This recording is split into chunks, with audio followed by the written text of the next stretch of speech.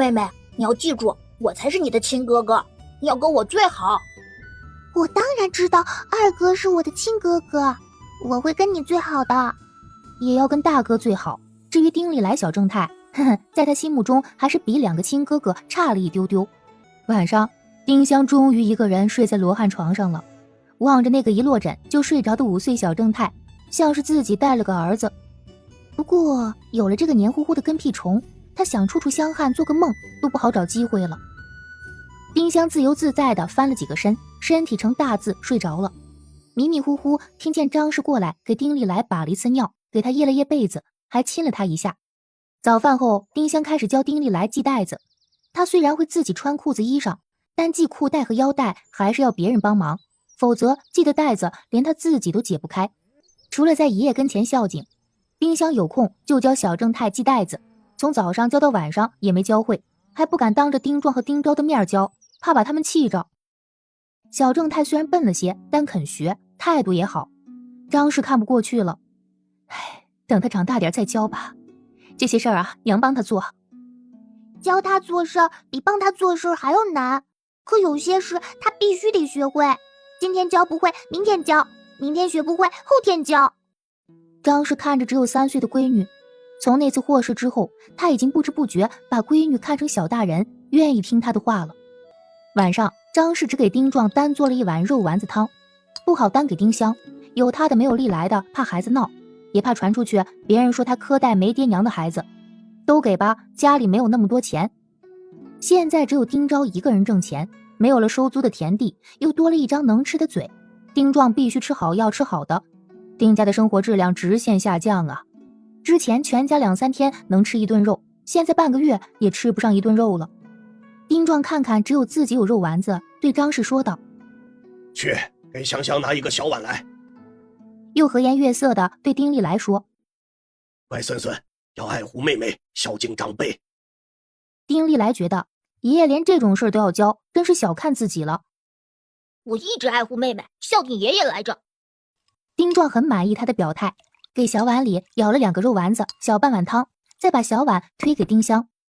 丁利来搞懂了，爷爷只给妹妹吃好吃的，却不给自己。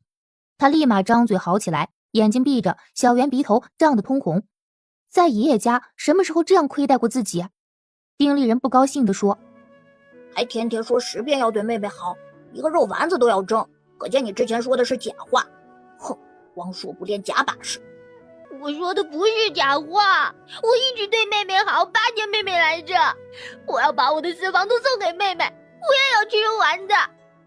你他娘的，现在哪儿找私房钱呀？爷，香香不吃，爷身体不好，都给爷补身体。爹，就这么点肉，你自个儿都吃了吧？不行。那就香香和丽来1人1个丸子，公平。不行，这不是一个丸子的事儿，他到这个家就必须得守这个家的规矩，一个肉丸子都舍不得让妹妹，还能指望他将来对香香好啊？那简直就是放屁。侄子不在，我不能让别人戳我脊梁骨，说我只对自己闺女好，苛待侄子。你们是他的伯父伯娘，待他好正该，但更应该教育好他。你们怎么样对待丽人丽春，就怎么对待他，不能像叔娘惯池子那样惯着他，不许搞特殊，该打还是要打，该骂也是要骂，不该给的吃食不许给。昭子和丽春娘都给我听好了，历来就是你们的第3个儿子，他敢不听话，可就给我打。还有，这个家里丽春丽人必须让着妹妹，他也得必须让着。老爷子搞双标，能惯着孙女儿，就是不能惯着孙子。丁昭和张氏忙点头应是。爷，我不想吃丸子。你不要说话，你必须吃。丁壮较起了真儿，他就是要抬举孙女儿，他的孙子也必须要让着孙女儿。若现在不教孙子对孙女儿好，将来自己和昭子死了，香香能靠谁呀？只要他一想到孙女儿每天连吃肉都吃不到，就难过的要死。这么娇娇嫩嫩的乖乖宝宝，苦着他喽。自己活着都这么苦他，自己死了呢？丁利来依然闭着眼睛哭，嘴里嚷着：“我要对妹妹好，我要吃肉丸子。”不许哭，看着我。丁利来一噎，还是闭着眼睛哭。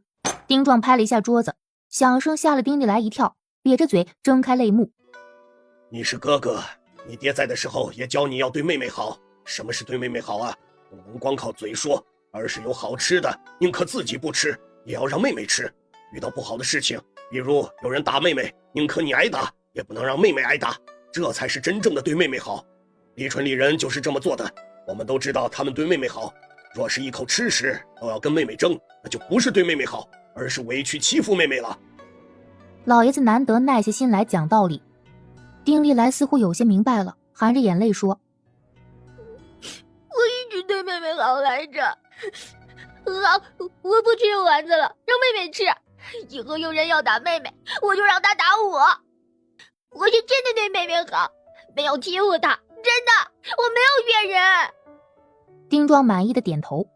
聪明的丁立人颇懂育人之术，点头肯定的说：三弟是真的对妹妹好，我们都看到了，之前是冤枉你了。在爷爷的坚持下，在小正太的泪光中，丁香硬着头皮吃下那2个肉丸子，如同嚼蜡一般。他在心里发着宏愿：我要挣钱，我要挣钱，我多多的挣钱，让这个家所有的人天天吃肉，吃到发腻。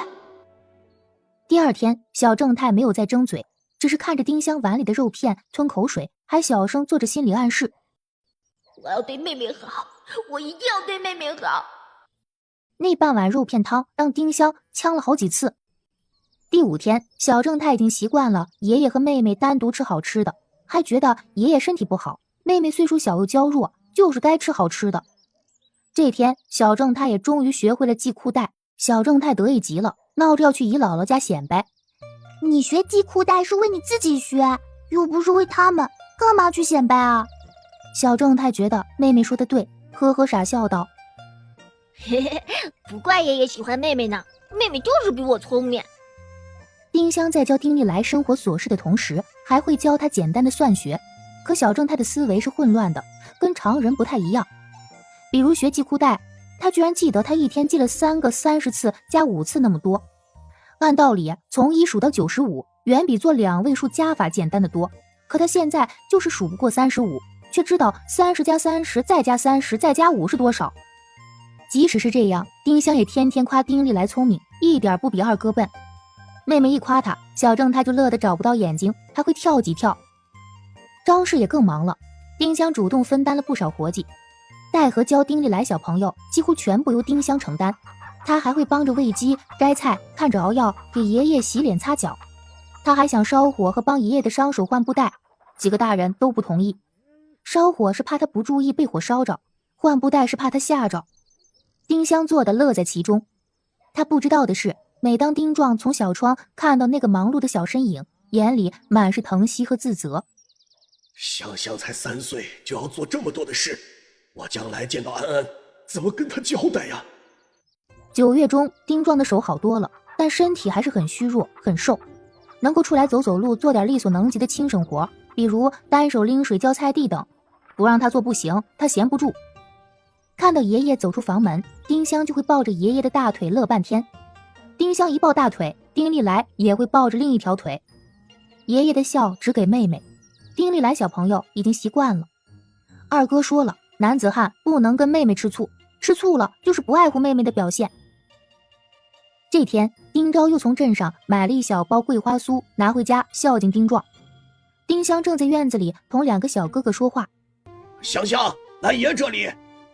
只要爷爷有了好吃的，就会把丁香一个人叫进去，关起门来吃独食儿。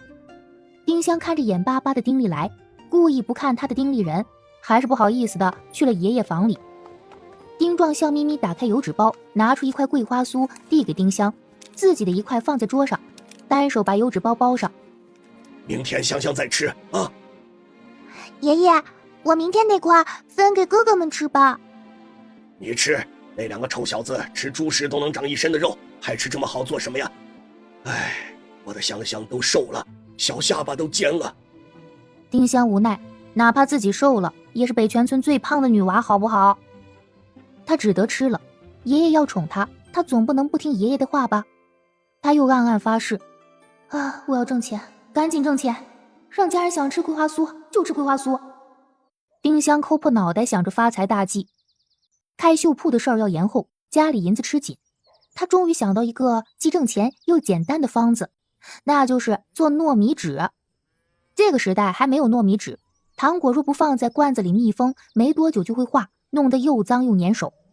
若用透明的糯米纸一包，短时间糖不会化，哪怕化了也不怕把手弄脏。不仅是摆盘好看，也方便储存。打定这个主意以后，每次张氏用砂罐熬白米粥，或是用大锅熬玉米粥，丁香都会故意拿起锅边的粥皮往嘴里放，还会说道：“这种米皮像纸一样，还透明呢。”这天早上喝的是玉米糊，这次的糊糊熬得有些久，特别黏糊，还剩了一小碗。张氏去县城卖烙子，家里只有还在歇息的爷爷和跟在他后面转的丁利来。丁香找出一块干净的白布，滤出糊糊里的杂质，又用热水冲成淀粉糊，再把淀粉糊均匀刷在一个木托盘里，刷得很薄，再然后拿去外面晒。这里没有干燥机，现在也没烧炕，好在太阳大风大，不多时糊糊就成了白色半透明的糯米纸。丁香把糯米纸拿起来，有韧性，半透明，只是不太均匀，有些地方厚，有些地方薄。妹妹，这是什么？能吃吗？丁香扯了一点喂进他嘴里。没味道呀。哎，我咋还没嚼就没了？丁香没多解释，说了他也不明白。他把纸裁成几块，进屋向爷爷讨要饴糖。这些糖是丁叔娘来看丁壮时送的，装在带盖子的瓷盅里。丁壮不喜欢吃糖，每天会偷偷给丁香吃个1-2块。爷爷，给我6块饴糖。要那么多做什么呀？每次吃1块，慢慢的吃。我在做实验，用这种米皮包糖，糖就不会化。傻妞妞，等米皮化了，糖也就化了。米皮不会化，我专门看了，锅边的米皮好些天都不会化。爷，我要4块糖嘛。孙女儿一撒娇，丁壮就没辙，只得拿了4块糖给他。不要浪费，只剩这么几块了。现在天气凉快，糖不容易化，丁香就把装糖的盘子放在灶台边，上面还搭了一张油纸。除了丁利来小正太啃着手指头流口水，大人都没多管，觉得那几块糖就当给孩子玩了。丁香专门交代小正太，不许偷吃盘子里的糖，等妹妹赚了大钱，买多多的肉多肉丸子，给你吃1大碗。他没说肘子扒鸡太贵舍不得，糖再好吃也没有1碗肉丸子吸引人。丁利来极力控制偷吃那几块糖的欲望。2天后，丁香又要了2块糖走。又过了2天，众人吃完晚饭，张氏把碗收进厨房，丁香拿着一个盘子走进来，盘子里装着2块粘在一起的饴糖，4块包了什么纸的貌似饴糖的东西。现在天气冷，我专门把这盘糖放在灶台上，做饭烧火相当于夏天的气温。他指着没包纸的糖说，这2块没包纸的糖在外面放了4天，已经粘在一起了。又指了2块包了纸的糖说，这2块包了纸的糖也在外面放了4天，外面的纸干燥，但里面的糖有一点化了。纸是我用玉米糊做的，能吃，入口即化。香香聪明，这是储糖的好法子。不过咱们家没有那么多的糖，不需要香香费神做这种薄纸。丁昭想到了另一种可能。香香的意思是？丁立人眨巴眨巴亮晶晶的小眼睛，得意地说，当然是卖方子了。聪明，尤其是丁立人，刚刚7岁的小正太居然也猜到了他想卖方子。我给这种薄纸取了个名字，叫米纸。它不仅可以包糖，还应该能包糖葫芦、甜糕、丸药等含了糖又容易化的东西，方便这些东西的储存。看着好看又有卖相，铺子肯定愿意买。哎呀，我闺女聪明啊，他们当然愿意买了。这次不在县城卖，那里的铺子都不大，卖不到好价钱。你确认省城和京城没有这种纸？京城最大的糖果铺子香桂斋我去过，没有这种纸。千金医馆里的丸药也没用过这种纸包，若不放在木盒和瓷瓶里用蜡封存，时间一长就粘手。我的香香真聪明，看到锅边的米皮儿就能想到这个好办法。读万卷书不如行万里路，丁昭去了一次京城，长了许多见识。丁壮乐得更是欢畅，像这个方子是他想到的一样。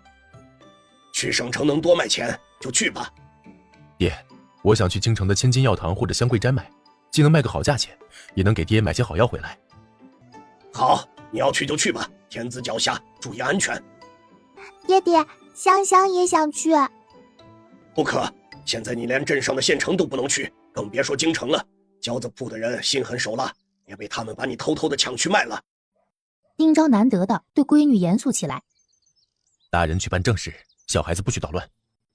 丁香也知道自己不能任性，便没有再撵路。他又嘱咐道：这种纸用处大，至少要卖100两银子。这是包装上的创新，比菜谱更具实用性和广泛性。卖100两都少了，争取再多卖一些。他们买到这个疯子，若是拿去其他铺子卖，薄利多销，多卖几个地方，能挣更多钱。我们是小老百姓，一次性卖个好价就够了。丁香豁然开朗，自己被前世看过的网文禁锢了，还可以这么卖方子。既然他们能卖去远地方，咱们也可以啊。让三爷爷带着郭表叔和小舅舅去卖，多卖几个地方。三叔之前是跑商的，熟悉路线也会讲价。香香可真是个小人精，主意不错。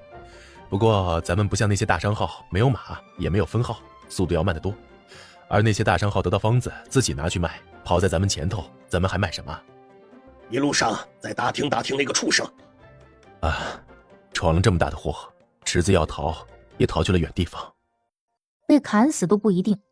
丁壮气的嘴硬道：死了更好，卖了钱给香香扯几块漂亮的齿头，再给丽人买几条好墨，还有几支好笔，也给丽春买块好布做衣裳，在镖局不能穿得太孬。见丁丽来阴阴地望着自己，又说：再给丽来买一些糖果点心。爹爹，你不要给我买齿头，多买些好丝线回来，编好看的烙子。商量完，丁昭和丁香、张氏一起去厨房熬玉米糊、滤杂质。香香，你怎么知道要把里面的玉米糊过滤掉啊？有糊糊不透明，不好看，味道也不好。真是歪打正着了，若有玉米糊，放不了多久就会坏。锅边的米皮儿没有那些东西，再热的天啊都不会坏。丁香在心里给老娘点了个赞，她不好解释保质的问题，老娘帮着回答了。忙完，张氏和丁香回屋歇息，丁昭又去了上房。丁壮一直在屋里等他。安安死前只给我透露了那么几句话，没说完就断气了，说是那人若是活着回来找我们，可直到现在也没来，兴许已经死了。那家人能打听就打听一下，不要太刻意，引起别人的怀疑。之前丁壮一直把那间密室放在心里，只要没有人来找，自家就这样过一辈子。还是在他断指后，怕自己会死，才跟丁昭说了。我知道，不会引人注意。他还有另一个不敢跟父亲说的目的，若真打听到那家人，看他们的后人有没有丢过孩子或死过孩子。他心里希望什么消息都打听不到，自家和那家人的后人以及香香真正的家人各自过活，永远不要知道彼此的存在。背着行囊，带着一家人的期望去码头坐船，向京城进发。说辞是丁壮的身体还是不太好，他去京城找方老神医询问病情，再买点好药回来。一送走丁昭，丁香就开始急切盼望他的回归，希望他能卖个好价钱，改善这个贫困家庭的窘境。丁香心里如猫抓般难受，她非常想让丁昭打听一下东阳公主和巡驸马巡家的消息，最终却不得不压下这个心思。现在那几个消息对丁香来说远得不能再远，甚至不愿意再去面对，但又觉得必须去面对，不仅要把那几个坏人端了，还想找出更深层次的原因。他装作无事人一样陪着丁壮解闷儿，丁壮似乎也有什么心事，总是心不在焉。有时丁香重复说几句，他才反应过来孙女儿是跟自己说话。除了丁丽来没心没肺乐得欢，这个家里的所有人都在担心和盼望着。次日，上了1个多月班的丁立春终于休沐一天回家了。小少年似乎一下长大了，行事说话沉稳了不少。他还给爷爷打了一套拳，让丁壮及时开怀。快速成长是令人心痛的，但丁香还是高兴多过遗憾。他带回来1斤卤猪头肉，还带回来一个好消息。现在县城里的小娘子特别兴戴彩镯，连他师傅的小闺女都买了1根，南来北往的商人一次性会买好多根。丁香又问了一下钱大虎家里的情况，一定要跟这位大神搞好关系。听说钱姑娘喜欢彩镯，丁香又画了一个别样彩镯。张氏连夜打出2条，同一款样式，不同配色，让丁立春转送给他。我一个后生小子送小娘子这个好吗？是你妹子我送她的。让你转个手而已。天气渐冷，丁壮的断指好些了。丁香也看到了那3小节手指头，只剩2-3公分长，又红又肿，结着厚厚的痂。丁香都心疼哭了。女娃娃胆子小，我让你看，你非要看。已经好了，快不要再哭了。哪怕丁壮不说痛，丁香也看得出来他痛得紧，不时皱眉头，有时还会抽冷气。天气越冷，痛的时候越多。还有就是丁壮由于生气咳血，落下了病根儿，身体虚，经常发热和咳嗽。每天他会吃1小口灵芝粉，喝小半杯灵芝泡酒。若没有这么好的灵芝保着，身体会更不济。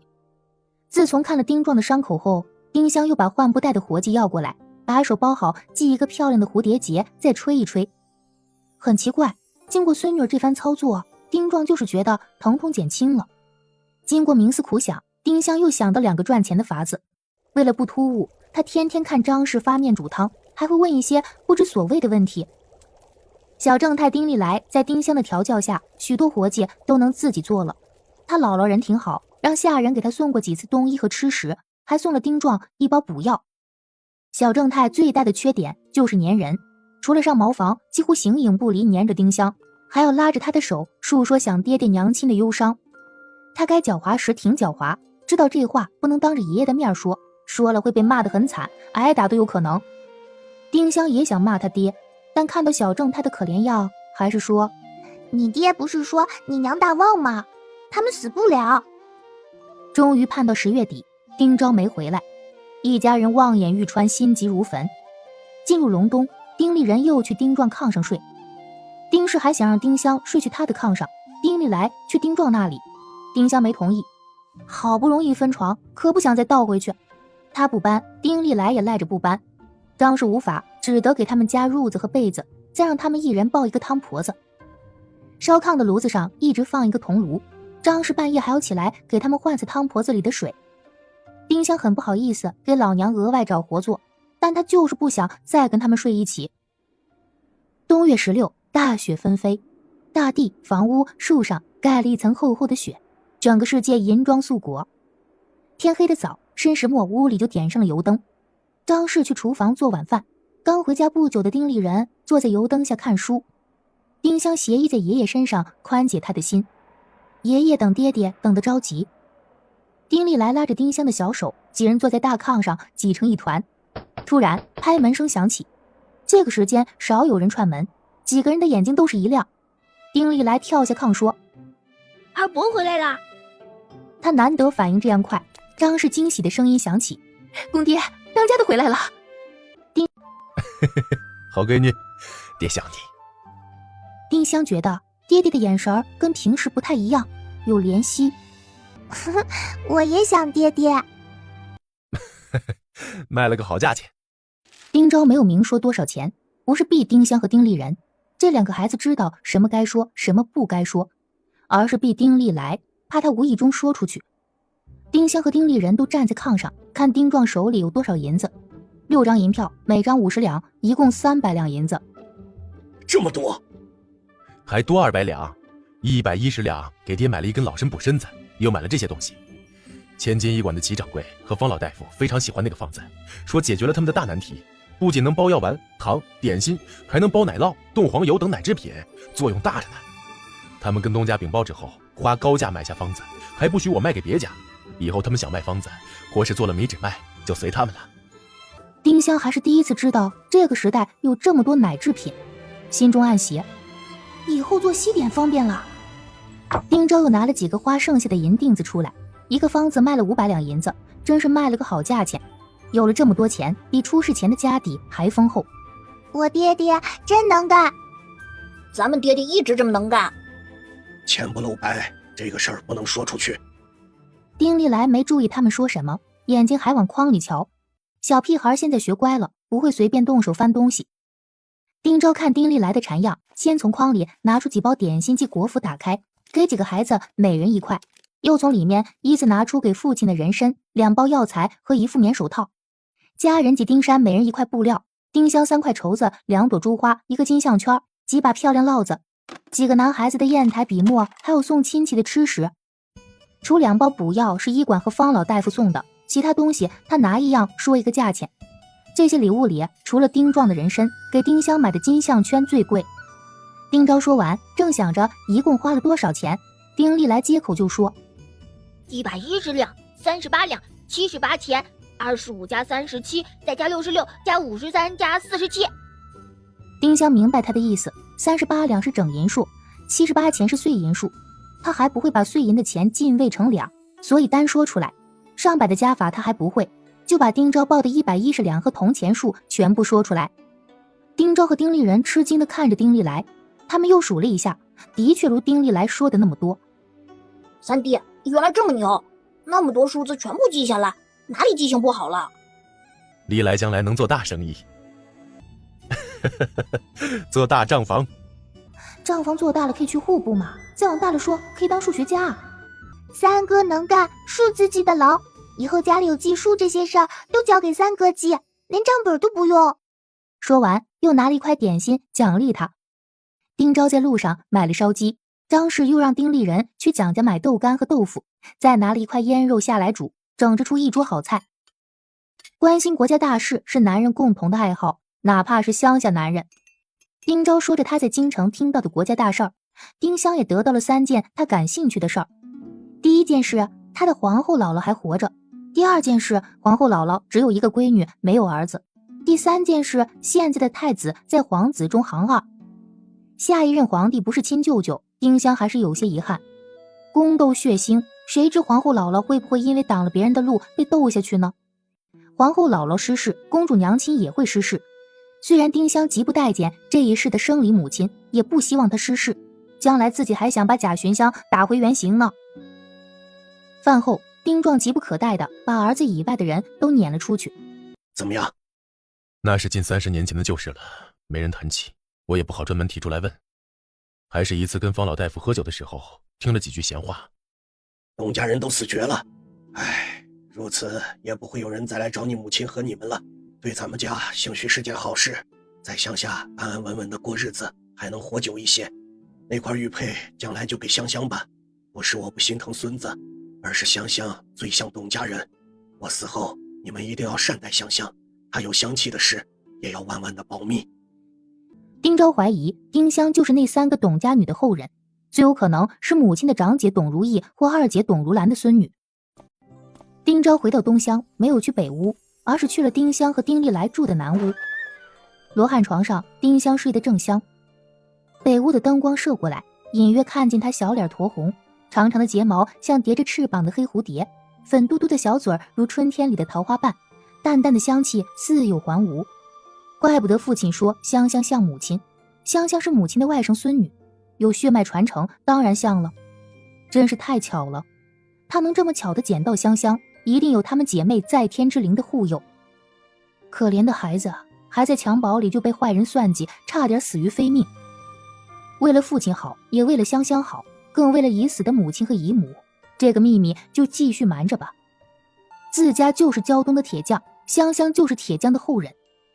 丁昭嘴角微勾，眼睛潮热，他把手伸进被子，汤婆子还热乎，手又退出来压了压被子。丁香似做了一个美梦，撸了撸小嘴儿，又翻过身继续睡。爹，儿子觉得丁家小姑娘实在不错，要不说给文州当媳妇儿？我们夏家实力传家，怎么能娶铁匠之后？那丁壮粗鄙不孝，大字不识一个，他的孙女配不上我长孙。爹有所不知，丁家女娃极其聪慧，记性好，口齿伶俐，3岁小娃当得上8、9岁的孩子，而且都说丁力人学习好，能考得上秀才也说不定呢。若是那孩子中了童生，也不错嘛。实在不行，就说给文官吧。文官是次孙，即使丁家小子没中童生，丁家门户对咱们家的影响也不大。唉，还是再等等吧。听说那个小女娃的性子不好，太骄纵跳跃，可不能让她把丁家的粗鄙带过来，祸害我夏家子孙。过几年再看看，若是小娃实在不错，性子也养好了再说。他觉得出身铁匠家的小娃能好到哪里去？所有的好都是丁红鼻子吹出来的。年后，丁香又无意发现了能让面粉快速发酵的东西。他用玉米粉做试验，试验了几天，终于发明了酵母粉，这让丁壮等人高兴异常。香香的确是最聪明的女娃。这个方子不需要保密，丁香跟丁壮和丁昭商量，开春后告诉丁山、郭姑父、老爷几家人，自家和他们几家分别去附近的州府铺子卖方子，薄利多销，2至5两不等，谁有本事谁多卖钱，算是对这几家当初的感谢。当然不能说是丁香发现的，而说是张氏发现的。时光如梭，春去秋来，晃眼到了庆官24年7月末，燕子又飞去了南方。丁香6岁了，在丁家过着幸福的日子，备受一家人的宠爱。她长得又白又胖，雪玉可爱，用村民们的话来说，那丫头长得比地主家的儿子还白嫩，丁家的好吃食都进了她的嘴。才下过几天大雨，晌午刚刚停歇，丁香站在房檐下望着苹果树，树叶上不时落下几滴水珠。丁香粉色的小嘴嘟了嘟，她想爷爷了。或许是灵芝和老参起了作用，也或许是丁壮身体底子好，除了3根不能接上的断指，丁壮的身体好多了，适应了只有2根指头的左手做事，又干起了老本行。丁壮不许孙女儿去镇上看他，隔3、4天会回家一次看孙女儿，吃完晚饭又赶回铺子。这几天下雨，路不好走，丁壮连着几天没回来。这3年来，丁家发生了几件喜事儿，一件当然是今年院子里的苹果树开花结果子了。苹果树不算枝繁叶茂，稀稀拉拉结了9个果子，其中5个已经挂了一点淡淡的红，比一般苹果大一些。今明2年结果不会多，加起来有20、30个就不错了，通通自家吃，留种种果苗，哪怕苹果结得多也不会卖，不愿意别人同时间弄出优质品种的苹果抢生意。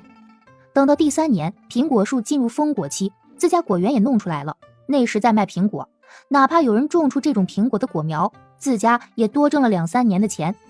那2个半苹果的籽种出了5棵苗，上年种下，养好了也要4年后才能开花结果。为了建优质果园，家里买了5亩坡地，现在种玉米、小麦、红薯、花生、土豆等农作物。大批量苹果苗出来后种果树，只围一小块地种那5株苹果苗。还买了2个下人，是一对夫妇，男人养虎会种果树，现在种地，将来侍弄果园；女人养虎家的帮着张氏干家务及做针线活。还有3件事令丁香不开心。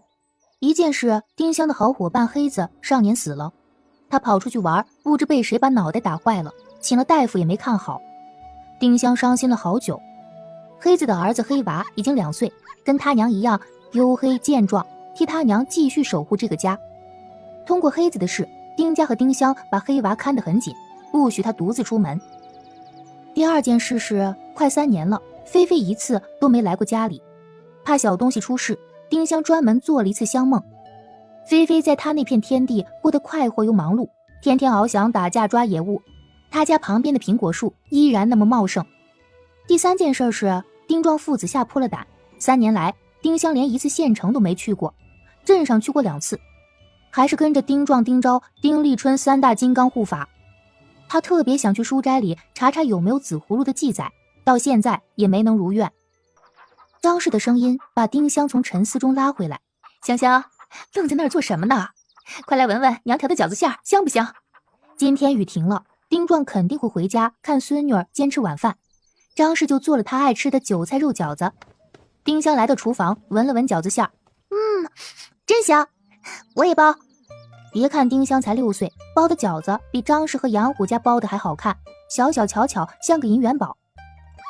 3人正包着，听到黑娃的汪汪声，再是拍门声，还有丁壮的大嗓门：香香，开门呐，爷回来看你了。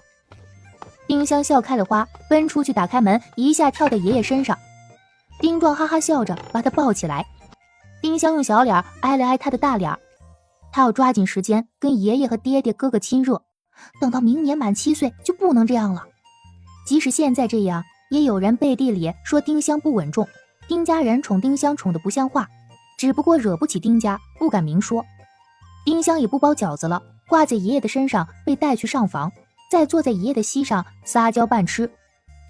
半个多时辰后，丁昭领着丁立人和丁立来回家。8岁的丁立来上年就上学了，跟丁立人是同窗。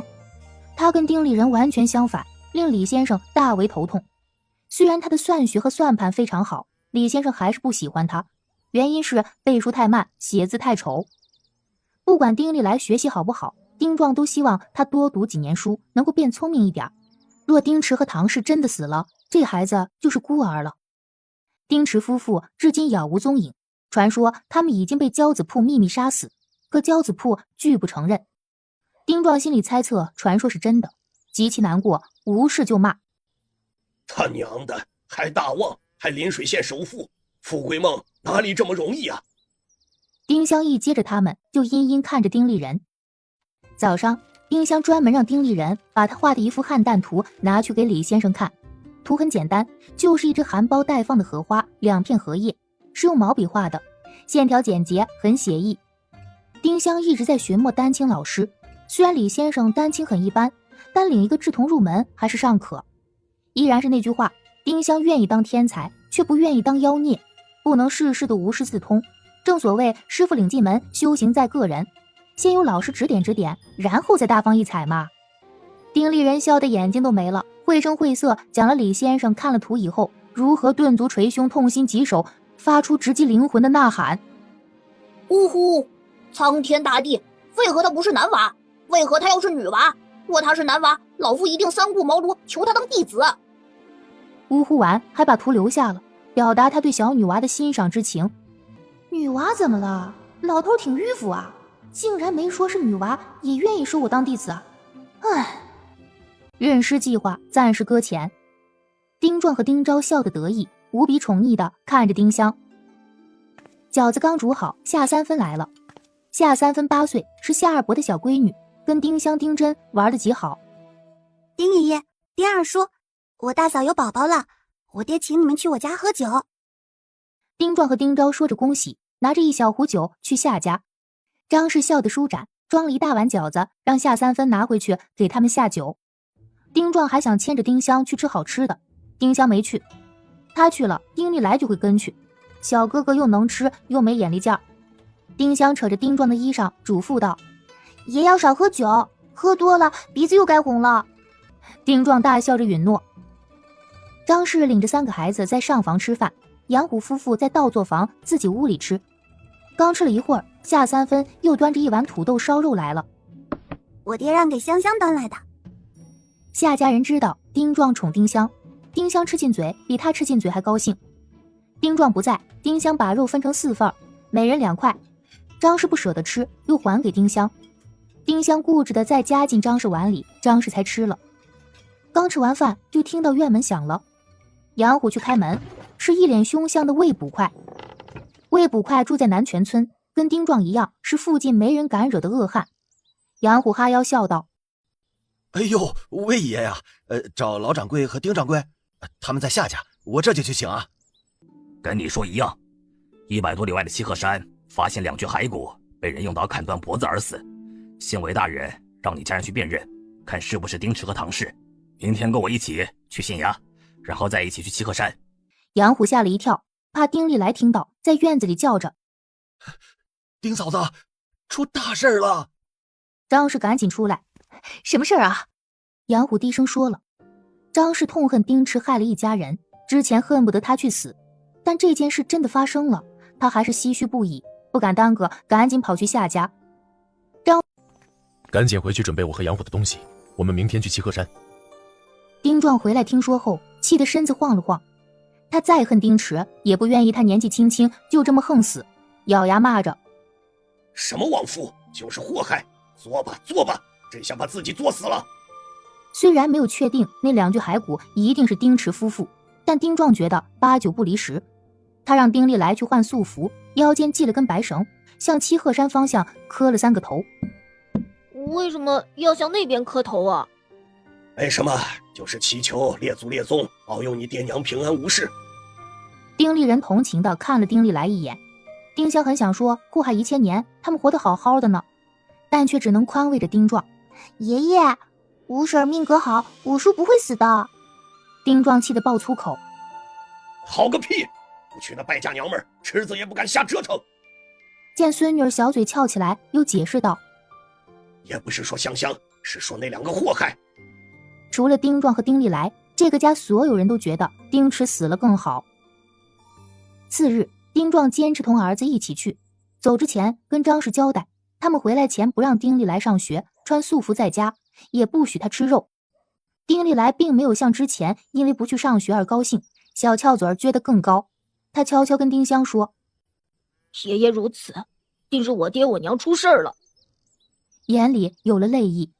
小少年不傻，就是对某些事反应比较迟钝，想一夜也就想明白了。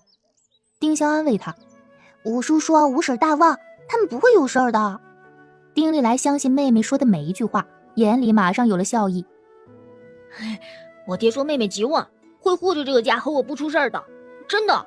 爷受那么重的伤都没死，我娘大旺，也会护着我爹和他无事的。他们挣了大钱就会回来了。我知道，钱再多也买不回爷的3根手指，还有受过的痛。我爹那么做不对。他的眼神暗淡下来。丁香看着小正太，这孩子3观还是正的，还好从小跟着自家，若是跟着他爹娘或是那些亲戚，不知会变成什么样。丁力来拿出几本书看起来，不停翻着。丁香知道他没看书的内容，而是一目十行在数每页的字数。别人以为他在学习，其实他是在数数。丁香坐在一旁，拿着笔在纸上画花纹，心里想着丁池。只有他知道天打雷劈的丁池还活着，唐氏跟他在一起。少年丁力来满了7岁，搬去西乡，丁香如愿一个人住了，也才等到做香梦的机会。第一次是少年7月的赏歇，他想梦到丁池，没梦到丁池，却意外梦到了好事。好事坐在村后北边小树林的一口枯井边，丁香以为他要跳井，谁知他坐了一会儿又起身走了，浪费那么多香汗没达到目的，令丁香沮丧。之所以梦到好事，应该是吃晌饭的时候张氏说起过他，好像他被王氏骂了，又被丁有寿打了。8月梦到菲菲，9月想梦到丁池，依然没梦到，却梦到了丁立春。少年郎正在用功练武呢。后来又尝试了2次，出了许多香汗，都美美的睡着了，却没有做梦。丁香沮丧的不行，以为那个异能突然消失了，更怕身上的香气突然消失。谁知今年正月，他又梦到了丁池。梦境里一座植被茂密的青山，其间一条小河，许多人在小河边打石头。丁池穿着单衣，扛着一块石头，边走边和唐氏说着什么。2人又黑又瘦，衣着破烂，但神色不错，还笑得出来。丁香恨不得一口唾沫吐上去。不顾父亲儿子安危，把哥哥一家害得那么惨，你们倒逍遥快活，什么东西啊！正月的时候，青山绿水，还穿着单衣，他们所处的地方肯定非常靠南。丁香醒来后，觉得唐氏或许真的大旺。他在有6个交子铺的人看守下，能逃出升天，能跑去那么远的南方，还活得好好的。但丁池夫妇活着的事儿，他不敢跟丁壮明说，只能眼睁睁看他着急。今年6月，他又想起许久没想起的李妈妈。日子过得幸福，许多时候丁香都忘记了自己不是真正的丁家血脉，没去想京城的血亲及坏人。想起来了，他就想做个李妈妈的梦，看看她在哪里。遗憾的是，丁香依然没梦到，而是梦见了来家里串门子的赵氏。丁香很不安，难道李妈妈已经死了，所以梦不到她？姐，今天时间到了，我去县城拿丝线啊。半个月前，丁香让张氏去县城纺线作坊订了一批红色石骨丝线和黄色石骨丝线。丁香想开织绣阁的意思，今年春天就跟几个大家长说了。张氏极不可思议，眼睛瞪得牛眼大。咱家能开绣铺啊？香香说笑话呢吧？这话丁壮和丁昭都不爱听。香香这么聪明，她想开绣铺就能开得起。我信我孙女儿，需要多少启动资金，香香尽管说，也拿。启动资金当然也是丁香的特殊语言了。自从家里出了那件事以后，丁香的绝大多数建议丁壮和丁昭都能听进去。丁香画了10几个彩琢图样，说是照张氏编的烙子想出来的。张氏惊叹不已，这的确跟他编的结子很像，却又不完全一样。怎么香香能想出来，他就没想出来呢？想想又释然了，不止他没想出来，那么多绣娘都没想出来呢。丁香画得出来，但大部分编法他不会。通过与张氏和杨婶不断探讨，2个古代女人心灵手巧，共同开发了10几种与市面不同的彩琢编法。还专门为男人设计了2款彩镯，由金刚结和蛇结衍生而来，简洁不花哨，主要由黑、红、黄中的2色搭配，再穿上刻了福寿礼烛等字的金珠或檀木、沉香木镶珠，另类又漂亮，有别于千篇一律的珠串。编好的东西全部收起来，不让外人看到，等到开铺子时再拿出来。还拿了丝线给张瑜，他跟张氏一样，打烙子打得好，让他编市面上有的烙子和彩镯。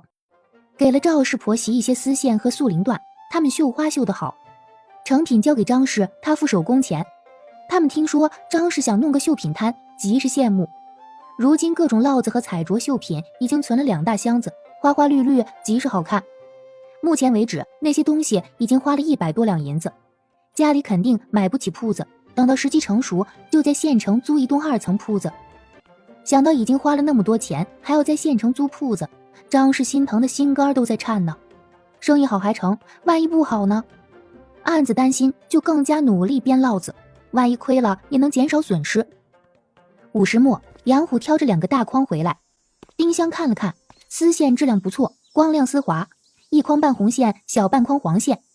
下晌，丁香又把画的祥云结和同心结拿出来，跟张氏杨婶讨论编大结子。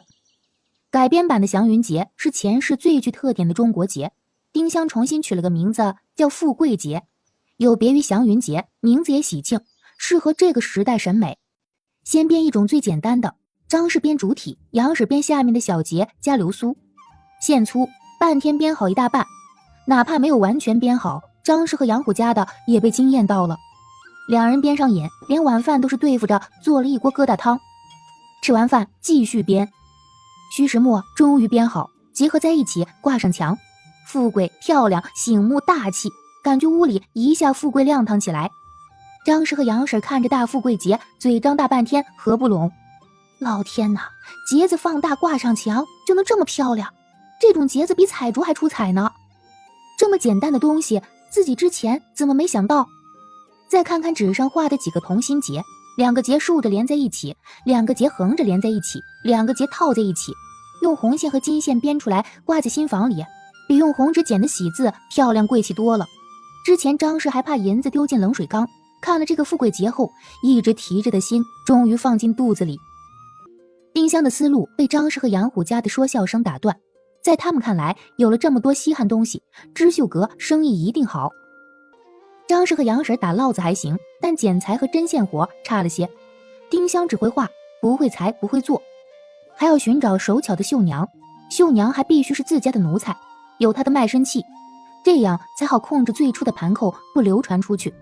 这一步完了，就要租铺子，去江南进好丝绸，不仅做盘扣和衣裳要用，一个好绣铺还必须卖上好的绫罗绸缎和绣线，这些至少要花7、800两银子，家里的存项都拿出来还不够呢。丁香相信2个当家人一定会听他的建议拿银子，但他不愿意家人的生活因为开铺子有所降低，又在冥思苦想如何挣一笔快钱。快钱当然是卖菜方子了，可不经验的菜方子卖不了好价，经验的他又想留着以后用，哎呀，为难着呢。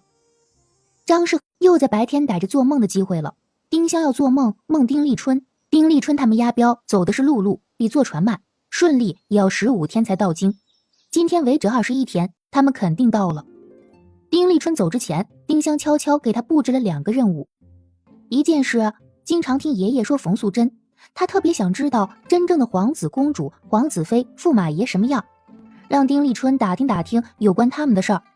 第2件事是去看看公主住的地方，当然不可能走得近，远远看看就成。丑妹狂魔丁立春没有多想，一口答应。按丁立春的性子，肯定会第一时间去完成妹妹交代的任务。丁香知道不可能那么巧，丁立春此时正好去公主府外面转悠，但他就是想试一试，哪怕不是在公主府外，也想看看京城什么样。感觉越来越热，香汗淋漓，屋里漂浮着浓郁的香气，太热了。他把棉袄松了一下，又感觉灵魂出窍，眼睛前豁然开朗起来，开朗却不明亮，还有些雾蒙蒙的，像是罩了一层薄纱。再仔细感觉，好像在飘小雨，雨不大，如烟似雾。镜头拉下，一片片黛瓦翘角被一条条四通八达的街道分割成方块。再往下，商铺鳞次栉比，都是黛瓦粉墙，地下是青石板路。镜头继续推进，看到丁立春同2个镖师坐在小摊前吃面，头顶罩有一把巨型的油纸伞。丁立春虽然长得高大，五官还是带着稚气，笑容灿烂地说着什么。少年得了爹爹的嘱咐，非常注意与人相处，嘴甜勤快，招人喜欢，跟小时候说话不过脑子完全不一样。被交子铺刺激，被社会吊打，知道为他人着想，丁立春长成了一个圆滑又暖心的大男孩。半刻钟后，丁立春起身说了2句话，就独自出去了。他去了附近的一间茅房，丁香赶紧默念：打住打住，不要去不要去，看着长针眼。可镜头或者说意念还是不听话的跟了进去，好在看到的是背影。嘘嘘完，丁立春走出茅厕，看到一个2岁多的男孩子在哭。男孩穿着绸缎衣裳，戴着金项圈。丁立春上去问了什么，就抱起孩子走了。丁香猜测8成那个孩子跟家人走失，丁立春抱着孩子去找亲人。帮助这么小的孩子有一定危险性，他太小说不清楚，万一被他的亲人看到，还有可能误会丁立春是拍花子，揍他都不一定。他应该去跟另2个镖师说明情况，3人一起找孩子的亲人。丁香正纠结着呢，看见丁立春走去2个巡街衙役面前，跟他们说了几句话。一个衙役赶紧跑开，真是聪明的哥哥，既没人跟他抢功劳，孩子亲人又不会误会他。大哥已经长大，不需要自己担心了。又等了一会儿，孩子的亲人还没找到，就看到2辆马车和前面那辆滑盖马车车帘打开，一个小女孩的脑袋钻出车窗，只能看到大半个后脑勺和一点侧脸，哪怕隔了一层云雾，也看得出女孩包包头上插的小兔子玉簪熠熠生辉，又白又胖的侧脸莹润如玉。一只女人的手又把小脑袋挡了回去，那只手白嫩细长，指尖上的扣单鲜艳夺目。丁香自动醒来。通过前几次香梦，丁香又有一个发现，这种梦最多只能做2刻钟，时间一到，哪怕不被人叫醒也会自动醒。丁香坐起身，那只手还在眼前晃动着，她的脑海里出现几个形容手的词：青葱玉指，十指尖尖，柔弱无骨。她甩甩脑袋，眨眨眼睛，才把那只玉手撇开。丁香用事先准备的湿帕子擦了身上，又把窗户开了一条小缝。尽管很疲倦，她也没敢继续躺下睡觉，而是等到香气彻底散开后，把小窗关上才睡下。丁大牛跑去跟丁力来玩，2个小姑娘在檐下打烙子。看到丁真，丁香又想起了丁盼地。那个小姑娘又黑又瘦，穿得破破烂烂。丁盼地是大房唯一一个孙女，是丁有寿和郝氏的独女，可那家人却不善待她，不知他们是怎么想的。丁香难得看到丁盼地一次，偶尔看到还离得老远。自从丁壮把郝氏打了以后，丁盼地好像一直躲着他。不久，夏三分也拿着线来打烙子了。他八卦地问：丁五叔真的被交子扑杀了？丁香摇了摇头，不知道。丁真看了一眼远处的丁力来，小声说：我爹说五叔死了更好，不会再来祸害你家了。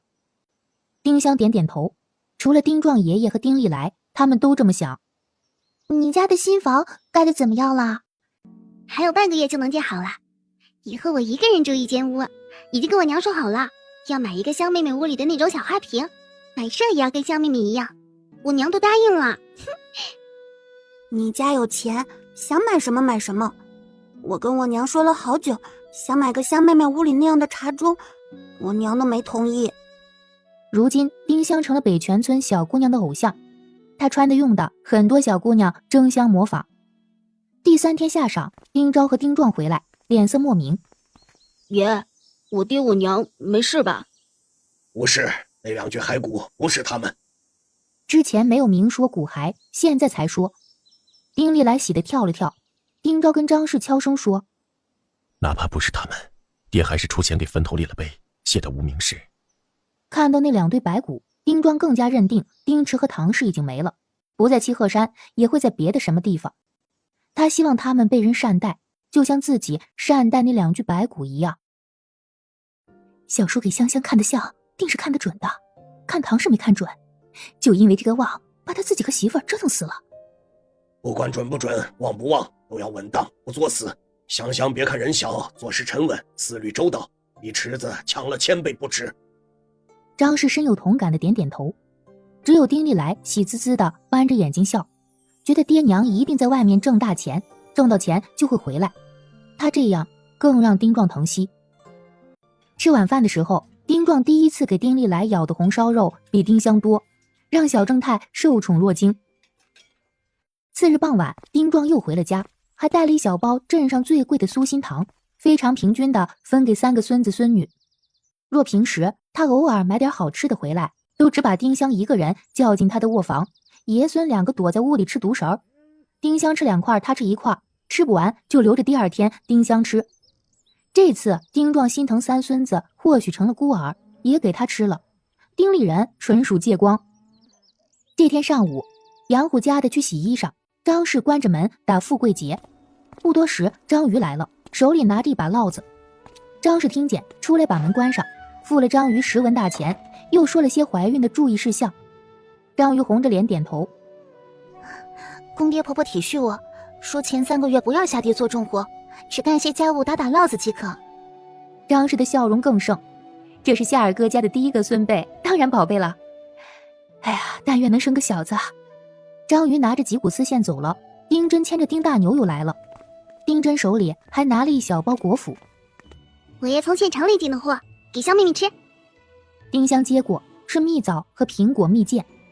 他先给丁大牛嘴里塞了一颗枣子，自己拿起一条苹果蜜饯吃了，甜甜香香，很是好吃。丁真从荷包里拿出几股线，2个小姑娘坐在檐下，手里打着烙子，嘴上说笑着，清脆的童音充满了欢愉，让屋里的张氏也忍不住抬头望向窗外。丁大牛可不想看小姑娘编线绳，跑去院门口玩，听着他大嗓门招呼着：孙福哥，过来吃果脯。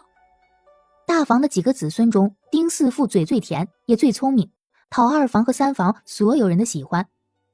哦，来了。丁四父跑来了，丁香把他招呼到跟前。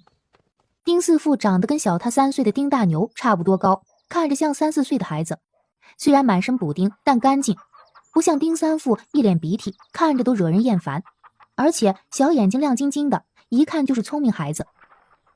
少年丁三父也出了一件事儿，晚上踩到一堆狗屎，正好脸摔在前面的锄头上，摔得下巴皮开肉绽，还掉了2颗门牙。伤好后，下巴多了一条长疤，像一条粉色肉虫趴在下巴上，不好看，不爱干净，又破了相，更丑了。丁香严重怀疑这件事是好事干的，因为丁有寿又提出想过继丁三父给自己当儿子。丁香又想起了黑子，不知那条狗是不是好事打死的。那个女人太坏了。丁壮和丁昭也有所怀疑，嘱咐自家孩子要远离好事，那臭娘们儿比丁夏氏还狠。拿回去给盼弟姐吃，盼弟姐做的多，吃的少，好可怜。乡下小男孩很少有随身带帕子的，帕子还这样干净。丁香看看那双亮晶晶的小眼睛，又给了他2颗。那几颗留给盼弟姐，你吃这2颗。丁四父笑眯眯地接过果脯放进嘴里。丁香暗道，丁有才和王氏虽没有大恶，但绝对不善良又蠢，这孩子一点不像他们。若他知道是好事害他腿瘸，不知会作何感想。丁四父看看丁真手里的烙子，极是羡慕。香妹妹，我能不能跟着学？丁真咯咯笑起来，脆声说道：你是男孩子啊，这是姑娘家做的事。丁四父看看自己比小姑娘还细的小手，红了脸。丁真有些过意不去，丁四父这个身体，除了做些手上活计，根本做不了体力活，又赶紧说道：师父聪明，定能学会的。丁香心里一动，起身拿来系丝线的木头，又拿了几根棉线过来，耐心地教他打烙子。丁四父非常认真地学着，没多久就上手了，小细爪子在几根线中翻飞得特别快。哇，师父刚学就跟我编的一样好啦。香妹妹，以后我有时间就来给你当徒弟，好不好？丁香点头应允。丁四父腿瘸又这样瘦小，长大做体力活肯定不行，不如让他学样力所能及的手艺。有些男人织布绣花比女人做的还好。杨虎家的进厨房做晚饭了，丁真姐弟和丁四父才回家。丁四父兴奋地跟王氏说了他学打烙子的事儿。我做不了力气活，想跟二婶和香妹妹学打烙子，学会了也能挣点钱。王氏听说张氏拿了许多活计给三房和夏大和媳妇儿做，心里还气不过，现在听说儿子去学这个手艺，极是开怀。去吧，捡柴楼猪草的活计就让盼弟做，你好好学，兴许将来还能靠着这个手艺吃口饭呢。你腿瘸了，干饭钱挣不到，挣口稀饭也不错。听说把自己的活儿交给丁盼弟，丁四父于心不忍。盼弟姐事儿多，从早到晚忙不停，让三哥帮着干些活吧。我倒是想让三夫干活呢，他能听吗？你爹都打断几根棍子了，他还是要跑去惹是生非的。唉，若你二爷爷能让他去镖局就好了，镖局那就是专门打架的地方，有人管着还能挣钱。你二哥他力气大，该是在地里干农活的，却让他去了。吃完晚饭，丁盼弟把碗收进厨房，摸黑洗碗。甜吧，香妹妹给的。甜。丁盼弟笑了，见他吃完，丁四父又把剩下的都塞进他嘴里，小声说道：今天我跟香妹妹学打烙子了，打出来极漂亮。改天我跟香妹妹说说情，姐姐做完活也去学。二爷爷一家恨我娘，不会愿意香妹妹靠近我。香妹妹好得紧，定会愿意。丁盼弟还是摇头没说话。丁香愿意，二爷爷他们也不会愿意，他也不敢靠近丁香，万一丁香不注意磕着碰着，怕被人怀疑是他做的。二爷爷家里都是聪明人，兴许已经猜到他娘做了什么事儿。那我就好好学，学会回来用草绳教姐姐，姐姐学会了也能挣点私房钱。看着丁盼弟一身补丁和露出的脚腕，又说道：等我挣钱了，给姐扯块布做裙子。好。厨房收拾好，丁盼弟打了一盆水，把丁四父的手和脸洗干净，又让他把衣裳脱下来给他洗。丁盼弟做完事已经虚时末，才回自己屋。丁有寿冷着脸说：你傻不傻？四父瘸了干不了重活，你干嘛把他当祖宗一样供着？有那个力气不如帮帮三父，他虽然破了相，却还有一把子力气，长大了能种地干活，兴许爹娘和你将来还要靠他。丁盼弟像没听到他的话，木呆呆坐去小床上。好事坐在炕上，木呆呆地望着房顶出神。正常的腿弯曲着，瘸腿不能弯，伸得老长，中裤上还露出一个冻眉补。丁有寿一看好事就心烦，踢了那条瘸腿一脚，低声骂道：生不出儿子还蠢得紧，这丁红鼻子怎么惹得起嘛？被人打断腿，重活也干不了。等盼弟嫁人了，大哥大嫂再不同意过继三父，看谁帮你。次日，也就是8月12，丁昭和张氏去县城，要买中秋的吃食及编烙子的丝线，还要买些礼物送去钱家。丁香抱着丁昭的腰，撒着娇说：爹爹，我也想去。他已经好多年没去过县城了。丁昭摇了摇头：不行，交子铺那些恶汉不知道还会做什么恶。丁壮和丁昭就是觉得丁池夫妇是被交子铺的人杀了，恨他们恨得咬牙切齿。丁香不好说，你们冤枉交子铺了。丁池和唐氏早跑得几千里之外，活得好好的，也只得嘟嘴放手。香妹妹，刚我看到夏员外出门，穿着绸子衣裳，戴着儒冠，明明家里有牛车不坐，愣是让人去镇上雇了一顶轿子。他家老下人扯着嗓门说他要去县城参加诗会，得意的不行，原来是去显摆呀。丁香笑起来，这才是真正的小人精呢。丁香腹诽：不过一个小学生，尾巴翘上天了，你的这个文化水平在前世相当于半文盲。丁香还有一种感觉，夏文官特别注意他，有几次还跑到他面前说：姑娘家要稳重，哪能往祖父父亲兄长身上跳？关你屁事儿！他翻了一个白眼走开了。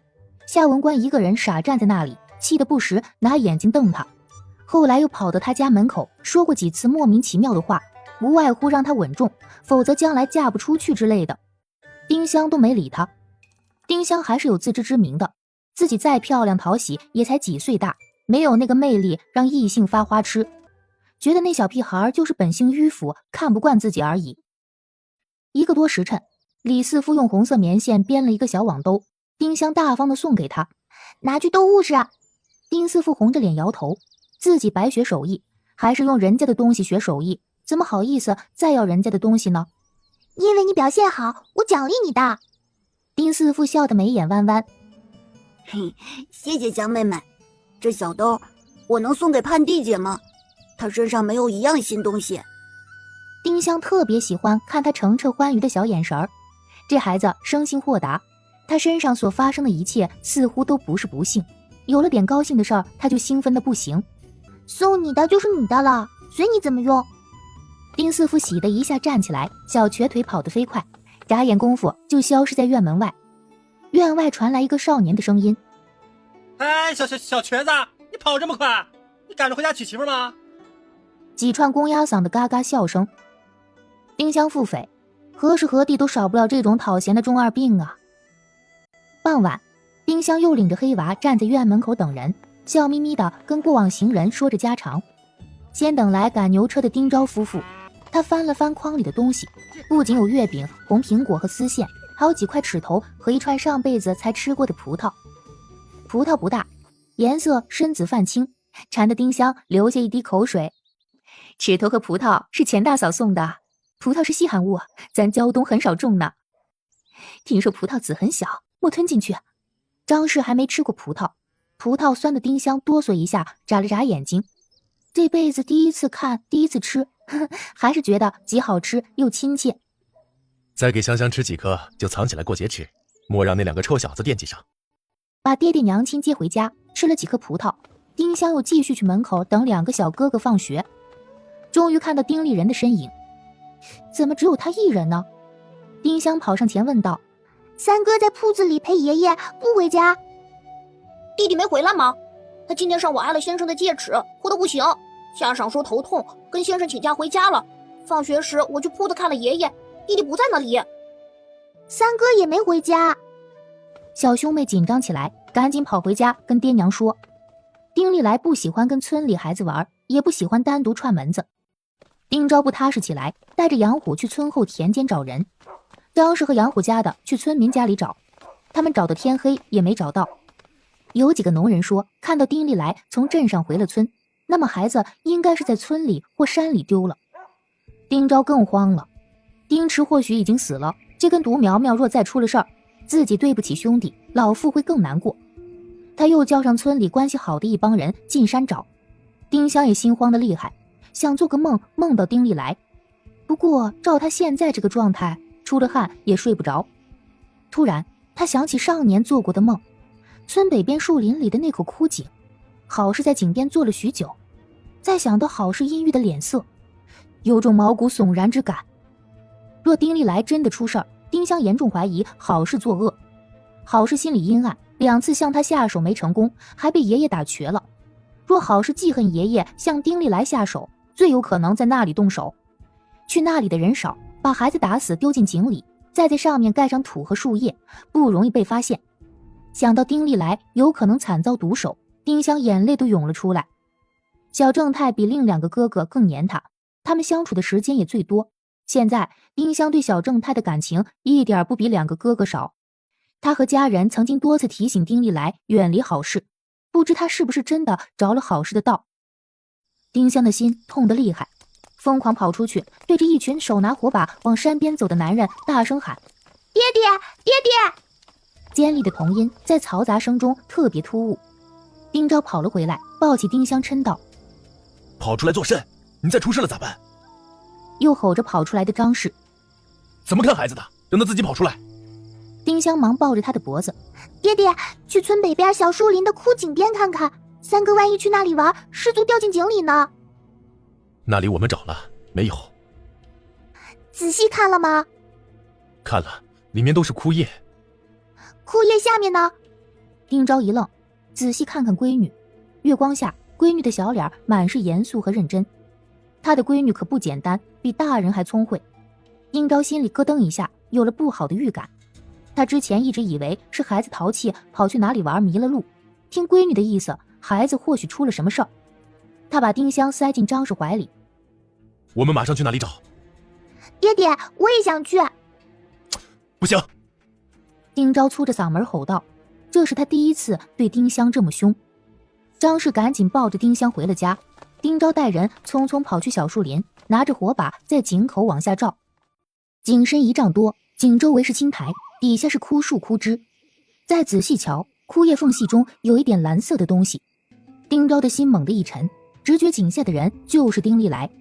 若孩子遇害，跑不了是好是那个臭娘们干的。丁昭气自己为何不早让人下井，这么多叶子盖在孩子头上，孩子没死也会被憋死。井口太小，成人下不去，丁丽人那么大的孩子能下去，身形也略大，下去容易把井下的人踩着，也不好给他系绳子。他抬头看了一眼，丁有寿和丁有才都来了。他想到了一个人，对夏大河说道：快把四父抱来，他人小机灵，重量轻，不容易把井下的人踩坏。回村不要说我们来找孩子，只说有事让四父来做。夏大河答应着跑了。若真是好事做的，可由不得他知道消息逃跑或是上吊。众人都看出丁昭怀疑孩子掉进了井里。丁有寿有些不相信地说：二哥，不会吧？若历来掉到井里，不到半天的功夫，身上怎么会盖这么多叶子？丁昭眼睛都红了，又气又怕地吼道：若是有人往下丢叶子呢？众人都抽了一口冷气。他的意思是有人把孩子扔下井，再用叶子掩埋，这是故意杀人呐。丁有才也不相信。啊，不会吧？咱们村有这样的恶人？没准儿，知人知面不知心啊。哼，谁的胆子这么大，敢动丁老掌柜的孙子，那真是活腻歪了。众人互相望望，都不敢明说。一定是丁壮平时太霸道，得罪人得罪狠了，人家惹不起大人，只得拿孩子出气。1刻多钟后，夏大河背着丁四父气喘吁吁跑来了。丁昭拉着丁四父说道：好孩子，井里好像有人掉下去了，我们用绳子把你系好放进井里，下去的时候一定要注意脚下，不要踩着人，特别是不要踩到头啊，脚试探着往缝隙中踩，扒拉掉树叶看看是不是历来，若是就把绳子系在他身上。若不是丁丽来，就得让人去告诉魏捕快，他们不能破坏杀人现场。丁四父唬了一跳，忙答应道：好。二叔，真是历来哥哥，他闭着眼睛，不知道死没死。有了哭音，丁昭也看到了井下的人，他扔下一根绳子，把他系紧，不要系腰，系脚腕，一定要系紧。啊，真的杀人了？谁干的？他死了吗？哎呀，那么好的孩子，谁他妈这么缺德？丁四父答应着，用绳子把丁丽来的脚腕缠几圈，系紧。二叔，爹，系紧了。丁有才先把丁四父拉上来，另外的人再拉丁丽来。丁丽来的脚先上来，然后是身子、头。丁昭一把抱住他，看到他后脑勺的头发被血浸红，脸上有几处划伤。还活着，还活着！丽来，丽来！丁丽来闭着眼睛没有醒。大哥，快去北泉村请赵大夫去我家。哎，我腿长，我去。你回家把好事那个臭娘们给我绑起来，不许她淘宝上吊，那样太便宜她了。众人眼睛都瞪大了。你是说好事杀人了？他胆子小的紧，怎么可能做这个事情？丁有才也一脸不相信的样子。好事胆子小，不会是他吧？就你傻，四父三父被害，说不定也是他做的。明天送去县衙，由官老爷审，一切就都知道了。听说自己2个儿子有可能是好事害的，丁有才大怒，甩开腿向家里跑去。妈的，那个臭娘们儿！他刚跑几步，听到儿子叫爹，又倒回来背着儿子向家跑。丁有寿还是不相信，紧随其后。谢谢你们帮忙，等历来病好，我家请酒。张氏和丁丽人、丁香一直站在门口翘首以望，看到他们回来了，都冲上前去。历来有事吗？三哥还活着吗？三弟，目前还活着。他把丁丽来抱进西厢北屋，放在炕上。西厢已经收拾出来，丁池夫妇的东西放在厅屋，北屋丁丽来住。丁丽来像死了一样躺着一动不动，丁香和丁丽人都哭了起来。不多时，夏大河背着赵老大夫跑进来。赵老大夫已经听说了情况，带了治外伤的药和剃头刀来。丁昭把丁丽人和丁香撵出西厢。赵老大夫先用剃头刀把丁丽来的头发剃了，看到后脑勺鼓着一个大大的包，包上有一条长口子，周围都是血迹。这个包一看就是用什么硬物打的。头顶一个包，包上破了一层油皮儿，应该是扔下井时摔的。老大夫拿温开水把包块和血迹洗净，擦了止血药和金疮药，又把带的几味药拿出来让张氏去熬。丁山和谢氏来了，说好事已经被绑起来，哭着说不是自己做的。之后丁力和丁有寿、夏李正也来了。前两人是不相信好事会杀人，想听丁力来亲口说是谁，后者是这个村的官，想第一时间知道丁力来死没死，谁是杀人犯。放心，死不了。打人的人兴许害怕，没把孩子打死就扔下了井。枯井年头久，稀泥多，腐叶子多，孩子头朝下栽下去，也没让头部受重伤。贼人扔树叶的同时还扔了枯枝，有缝隙让人喘气儿。若都是叶子或泥土憋也会把人给憋死了。还要万幸没有下雨，万幸你们及时找到他。这孩子命大呀！这小子命大，有福啊！丁昭和张氏松了一口气，对视一眼。他们觉得不是丁力来福大命大，而是丁香的福泽惠及了他。药熬好了，给丁力来强灌进去。又过了小半个时辰，丁力来发出微弱的呻吟声。几人都俯下身，看到丁力来睁开小蜜蜂眼。力来醒了。好孩子，快说，是谁打了你？丁力来有些懵，愣愣地看着他们。二伯，怎么这么多人守着我睡觉啊？头疼。他抬手想摸头，丁昭抓住他的手急道：傻孩子，你被人扔进井里了，已经去阎王那里走一遭了。快说，谁打的你？没人打我呀。三婶说林子里有锦鸡，极漂亮的，我想抓锦鸡给妹妹玩，就跟她去林子里了。我怎么回来了？又惊恐地睁大小蜜蜂眼。三婶打我了。丁有寿还是不相信，问道：你叫她三婶，是夏三婶还是王三婶？不会是我媳妇儿潘弟的娘，对吧？三婶就是你媳妇儿啊，潘弟的娘。温吞的丁力一下跳起来：我操他奶奶！那个挨千刀的臭婆娘，她怎么敢杀人呢？他跑了出去，丁有寿又气又怕，跟着跑了。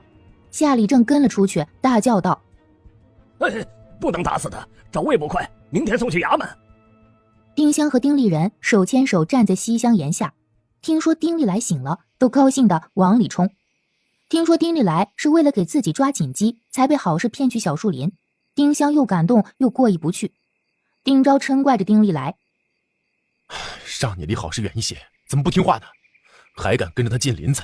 那个恶妇把你打晕扔进井里，若是我们去的不及时，你已经死了。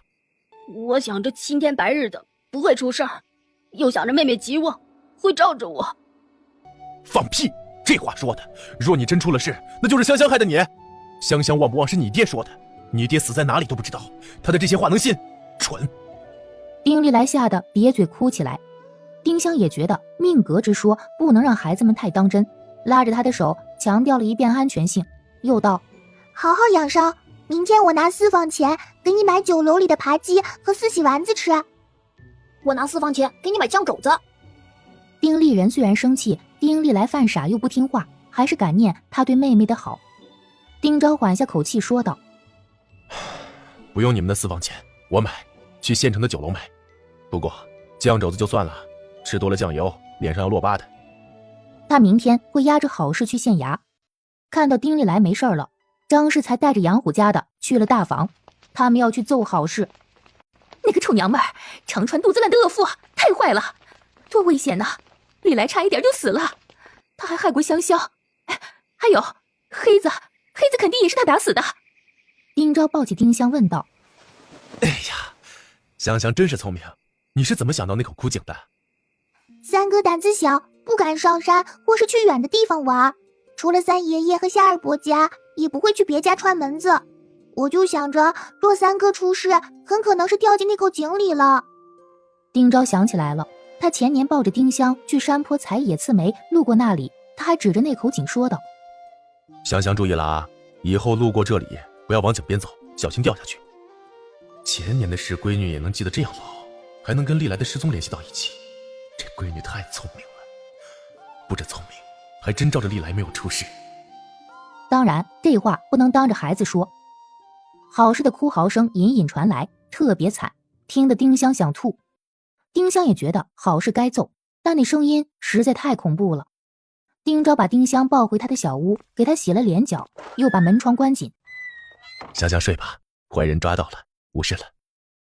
门窗一关，那个恐怖的声音便听不到了。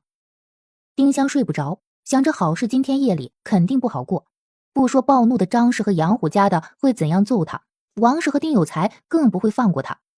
虽然有夏里正带人看守，但只要不出人命，一定会由着人打。丁香夜里没睡好，次日醒来时已是辰时末。他日子过得自在，从来都是睡觉睡到自然醒。郝氏把丁历来打晕扔下井，丁三父和丁四父也可能是他害的传言已经在这一片传开了，临近几个村都有人来北泉村打听情况呢。人们连农活都不想做，3个一群5个一伙站在路边树下议论着，还有一些人同夏里正、魏捕快一起押着郝氏去了县衙。丁香穿好衣裳，先跑去西厢看望丁历来。小正太还睡得香，只是小光脑袋和小胖脸更肿了，像脱了毛的猪头。张氏说昨天夜里魏捕快专门来了家里，问了丁历来情况。丁山又来了一趟，让丁昭帮着写休书。丁昭非常痛快地写了，那个臭娘们儿不配当丁家媳妇儿。丁有寿不会写字，按了手印儿。哟，可别打死人了！王氏也是气狠了，2个儿子都折在那个恶妇手里，郝氏被押走，他也只得奏叛地出气了。要是我也会把那死丫头打个半死，太气人了。县太爷还没有审案，怎么知道3父4父一定是郝氏做的？除了郝氏没别人，他恨王氏，就整残王氏的2个儿子，恨丁掌柜把他打瘸，就把历来扔进井里。这郝氏看着蔫不拉几的，坏透了。潘地性子像足了他娘，8棍子打不出一个屁来。那你们说他会不会跟郝氏一样蔫坏啊？有可能。什么叫有可能？那肯定是。龙生龙，凤生凤，耗子生来会打洞。丁香知道了，是王氏在打丁盼地泄愤。但是丁盼地何其无辜呀，他不仅不坏，还不赞成他娘那么做。丁香心里很痛，小姑娘的哭叫声让她极其不适。她拉着张氏的手求道：娘，郝氏做了坏事，可盼地姐没做呀，你帮帮她吧，别让她被大伯娘打死。张氏恨恨地说道：打死那也是他的命，谁让他有个缺德的娘？若昨天你不提醒你爹去枯井看看，历来就死了。那个臭娘们儿当初还想用针扎你来着。然后就是一阵咬牙切齿的咒骂。他恨郝氏恨毒了，觉得小孩子不知恶人有多恶，还苦口婆心教育闺女不能轻信他人。丁香难过极了，丁盼地的命怎么那么苦呢？12岁的女孩子从小被长辈虐待，母亲犯罪，别人还要把气发到她身上。要打也应该打丁有寿，打丁历也成啊。这2个家长从来不作为，郝氏犯罪跟他们的漠视不作为脱不了干系。自己必须帮帮那孩子，若当初不是他极力阻止郝氏，那根针真就扎在自己身上了。丁香求了许久，都快哭了。张氏才说道：好，娘去劝劝。王氏正在气头上，管不管用的就不知道了。丁历来醒了，丁香陪着他解闷儿，心里在想如何帮丁盼地的法子。张氏起不到大作用，要从根本上解决问题，还得丁壮爷爷出面。